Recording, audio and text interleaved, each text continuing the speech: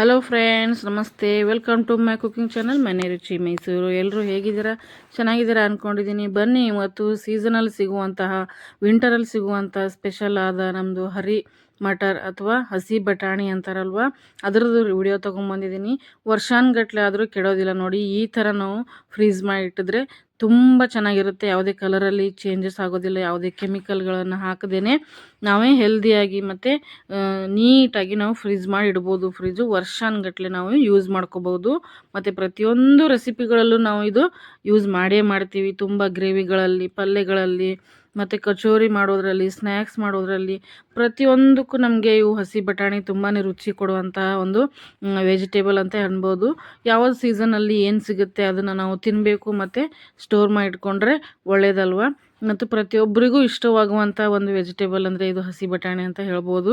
ಪ್ರತಿಯೊಂದಕ್ಕೂ ಒಂದು ರಿಚ್ನೆಸ್ ಕೊಡುತ್ತೆ, ಪ್ರತಿಯೊಂದು ಅಡುಗೆಗೂ ಒಂದು ಚೆನ್ನಾಗಿರುವಂಥ ಲುಕ್ ಕೊಡುತ್ತೆ ಅಂತಹ ಬಟಾಣಿ ಇದು. ಯಾವ ಥರ ನಾವು ಫ್ರೀಸ್ ಮಾಡಿ ಇಟ್ಕೋಬೋದು ಅಂತ ಈ ವಿಡಿಯೋನ ಪೂರ್ತಿ ನೋಡಿ, ಎಲ್ಲಿ ಸ್ಕಿಪ್ ಮಾಡಬೇಡಿ.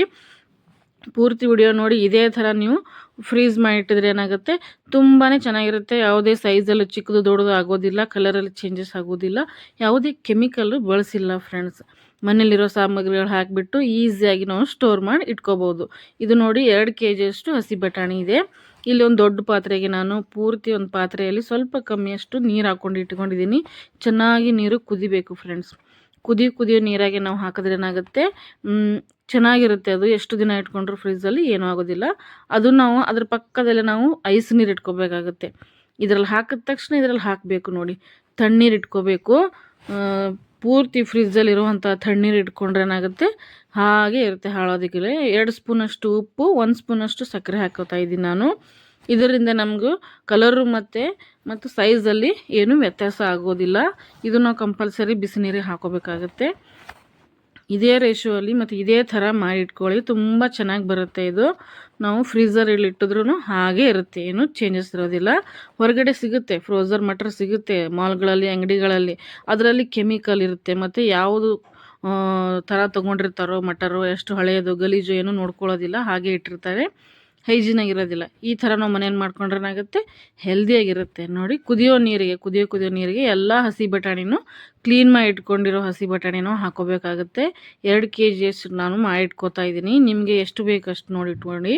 ಫ್ರಿಜ್ ದೊಡ್ಡದಾಗಿದ್ದರೆ ಇನ್ನೂ ಜಾಸ್ತಿನೂ ಮಾಡಿ ಇಟ್ಕೋಬೋದು ನೋಡಿ. ಕುದಿಯೋ ನೀರಿಗೆ ಅಷ್ಟು ಹಸಿ ಬಟಾಣಿ ನಾವು ಹಾಕಬೇಕಾಗುತ್ತೆ ನೋಡಿ. ಈಗ ಮುಳುಗಿದೆ, 2 ನಿಮಿಷದಲ್ಲಿ ಮೇಲೆ ಬರುತ್ತೆ. ಅಷ್ಟರಲ್ಲಿ ಗ್ಯಾಸ್ ಆಫ್ ಮಾಡಿಬಿಡ್ಬೇಕು ಫ್ರೆಂಡ್ಸ್. ಗಂಟೆಗಟ್ಟಲೆ ಕುದಿಸೋದೇನೋ ಬೇಡ.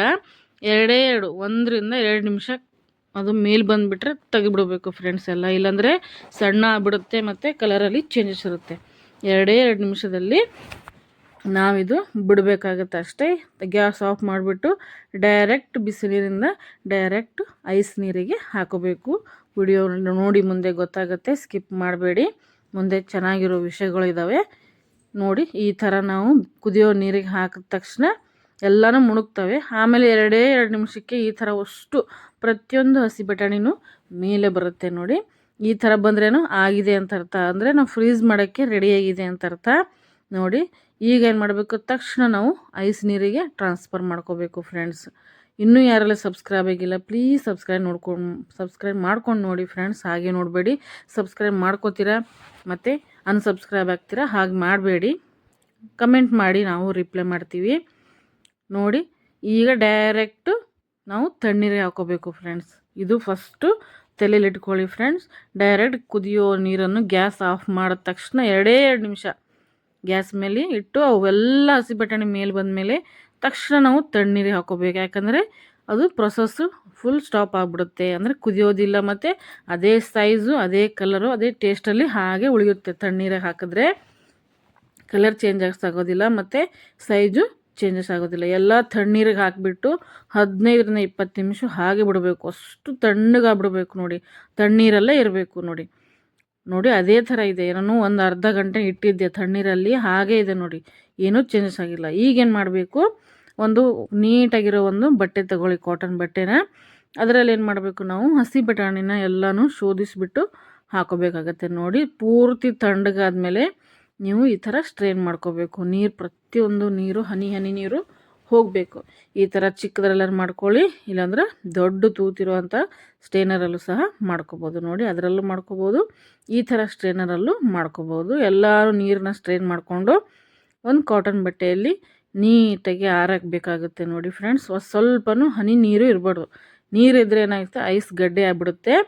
ಫ್ರಿಜ್ಜಲ್ಲಿ ಇಟ್ಟ ಮೇಲೆ ಕಾಳುಗಳು ಬೇಗ ತೆಗೆಯೋಕ್ಕೆ ಆಗೋದಿಲ್ಲ. ಅದಕ್ಕೆ ನಾವು ನೀರನ್ನ ಚೆನ್ನಾಗಿ ಆರಿಸ್ಬೇಕು ಫ್ರೆಂಡ್ಸ್. ನೋಡಿ ಈ ಥರ ಕಾಟನ್ ಬಟ್ಟೆಯಲ್ಲಿ ಹಾಕಿಬಿಟ್ಟು ನೀವು ಫ್ಯಾನ್ ತಳಗಾದರೆ ಇಟ್ಕೋಬೋದು. ಈ ಥರ 1-2 ಗಂಟೆ ಕಟ್ಟೆ ಮೇಲೆ ನೀವು ಈ ಥರ ಒದ್ದೆ ಕೈಯಿಂದ ಆಡಿಸ್ಬೇಡಿ, ಸಾಫ್ಟ್ ಇರುತ್ತೆ, ಇಲ್ಲಾಂದ್ರೆ ಮುರಿದೋಗ್ಬಿಡುತ್ತೆ ಎಲ್ಲ ಕಾಳುಗಳು. ಈ ಥರ ಬಟ್ಟೆಯಿಂದ ನಿಧಾನಕ್ಕೆ ಮೂವ್ ಮಾಡಿ ಚೆನ್ನಾಗಿ ಸ್ಪ್ರೆಡ್ ಮಾಡಿಬಿಟ್ಟು ತಣ್ಣಗಾಗಬೇಕು. ಮತ್ತು ಎಲ್ಲ ನೀರು ಹೋಗಬೇಕು ಫ್ರೆಂಡ್ಸ್.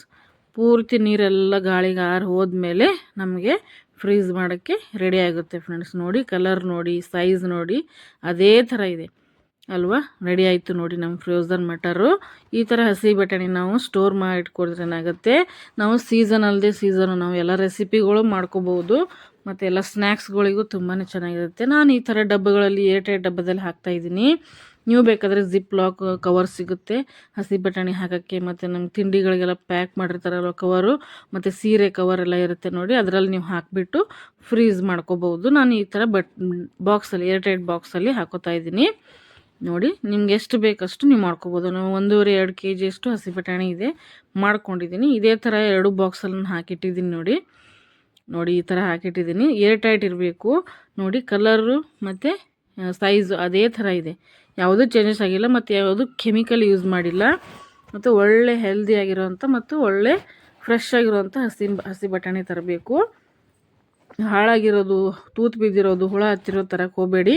ಅದರಿಂದ ನಮಗೆ ಜಾಸ್ತಿ ದಿನ ಸ್ಟೋರ್ ಮಾಡಿಟ್ಕೋಕ್ಕಾಗೋದಿಲ್ಲ. ಪ್ಲೀಸ್ ವಿಡಿಯೋನ ಸ್ಕಿಪ್ ಮಾಡದೆ ನೋಡಿ ಫ್ರೆಂಡ್ಸ್. ಸಪೋರ್ಟ್ ಮಾಡಿ, ಫುಲ್ ವಿಡಿಯೋ ನೋಡಿ. ನೀವು ಒಂದು ಕಮೆಂಟ್ ಮಾಡಿ, ಒಂದು ಕಮೆಂಟಲ್ಲಿ ನಿಮ್ಗೆ ತಿಳಿಸಿ ಹೇಗೆ ಅನ್ನಿಸ್ತು ಈ ವಿಡಿಯೋ ಅಂತ. ಮತ್ತೆ ಸಿಗೋಣ ಫ್ರೆಂಡ್ಸ್ ನೆಕ್ಸ್ಟ್ ವಿಡಿಯೋದಲ್ಲಿ. ಹೀಗೆ ನೀವು ನಂದು ರೆಸಿಪಿಗಳು ನೋಡ್ತಾ ಇರಿ. 1-2 ದಿವಸ ಆದಮೇಲೆ ನಿಮ್ಗೆ ತೋರಿಸ್ತಾ ಇದ್ದೀನಿ. ನೋಡಿ ಆರಾಮಾಗಿ ನಾವು ತೆಗಿಬೋದು. 2 ದಿವಸದಲ್ಲಿ ಹೀಗಾಗಿರುತ್ತೆ. ಫ್ರಿಜ್ಜಲ್ಲಿ ಇಟ್ಟರೆ ನಾವೇನು ಜಾಸ್ತಿ ಕಷ್ಟಪಡೋದೇನಿಲ್ಲ. ಹೀಗೆ ಸ್ವಲ್ಪ ಅಳಗಾಡಿಸಿದ್ರೆ ಬಂದುಬಿಡುತ್ತೆ. ನಾವು ಅದು ಸ್ವಲ್ಪ ಬೆಚ್ಚಗಿನ ನೀರಲ್ಲಿ ಹಾಕಿಬಿಟ್ರೆ ನಮಗೆ ಕುಕ್ ಮಾಡೋಕ್ಕೆ ಈಸಿ ಆಗುತ್ತೆ. ನೋಡಿ ತೆಗೆದು ಹಾಕ್ತಾಯಿದ್ದೀನಿ. ಎಷ್ಟು ಬೇಕಷ್ಟು ನೀವು ಅಡುಗೆಗೆ ಎಷ್ಟು ಬೇಕಷ್ಟು ಯೂಸ್ ಮಾಡಿಕೊಂಡು ಮತ್ತು ಲಿಡ್ನ ಟೈಟಾಗಿ ಕ್ಲೋಸ್ ಮಾಡಿ ಫ್ರೀಝರಲ್ಲಿ ಇಡ್ಬೋದು. ನೋಡಿ ವರ್ಷಾನುಗಟ್ಲೆ ಆದರೆ ನಾವು ಯೂಸ್ ಮಾಡ್ಕೋಬೋದು. ನೋಡಿ ಸ್ವಲ್ಪ ಟಚ್ ಮಾಡಿದ್ರೆ ಬಂದುಬಿಡುತ್ತೆ.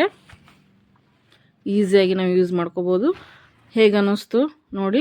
ಹೊರಗಡೆದಕ್ಕಿಂತ ಮನೆಯಲ್ಲೇ ಹೆಲ್ದಿಯಾಗಿ ಮತ್ತು ಏನೂ ಕೆಮಿಕಲ್ ಇಲ್ಲದೆ ಆರಾಮಾಗಿ ನಾವು ವರ್ಷಾನುಗಟ್ಲೆ ಫ್ರೀಸ್ ಮಾಡಿ ಇಟ್ಕೋಬೋದು ಫ್ರೆಂಡ್ಸ್. ಹೇಗೆ ಅನ್ನಿಸ್ತು ಅಂತ ಪ್ಲೀಸ್ ಒಂದು ಕಮೆಂಟ್ ಹಾಕಿ. Thank you for watching friends.